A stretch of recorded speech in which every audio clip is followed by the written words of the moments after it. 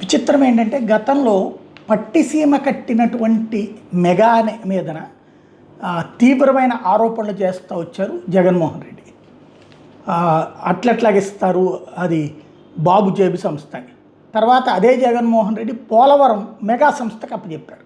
అది విచిత్రం. తర్వాత నవయుగాకి తెలుగుదేశం అప్పచెప్తుంటుంది. అది మరొక విచిత్రం. అయితే ఈ దఫా మెగాని అట్లాగే కంటిన్యూ చేశారంటే కాదంటూ సాక్షి ఇప్పుడు మనోడే దోచిపెట్టాం. ఈనాడు కిరణ్ బియ్యంకుడికి పోలవరం రాయల రఘు సంస్థ ఆర్వీఆర్ ప్రాజెక్ట్స్ పనులు చేస్తున్నందునే భారీ నజరానా. ఎడమ కాలువ 5.5 ప్యాకేజీలో మిగిలిన పనుల అంచనా వ్యయం భారీగా పెంపు. 352 కోట్ల నుంచి 796 కోట్ల రూపాయలకు పెంచేసిన చంద్రబాబు సర్కార్. కేవలం 20 నెలల్లోనే అంచనా వ్యయం 444 కోట్లు పెంచేయడంపై ఇంజనీరింగ్ నిపుణుల విస్మయం. డీపీటీకి ఇది మరో నిదర్శనం అని అభివర్ణిస్తున్న వైనం. ఎడమ కాలువ 5వ ప్యాకేజీలో 142.88 కోట్ల విలువైన పనులు 60 కింద 2016లో తొలగింపు.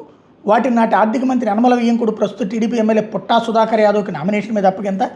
2024 నాటికి 5.5 ప్యాకేజీలో మిగిలిన పనుల విలువ 81.63 కోట్లే.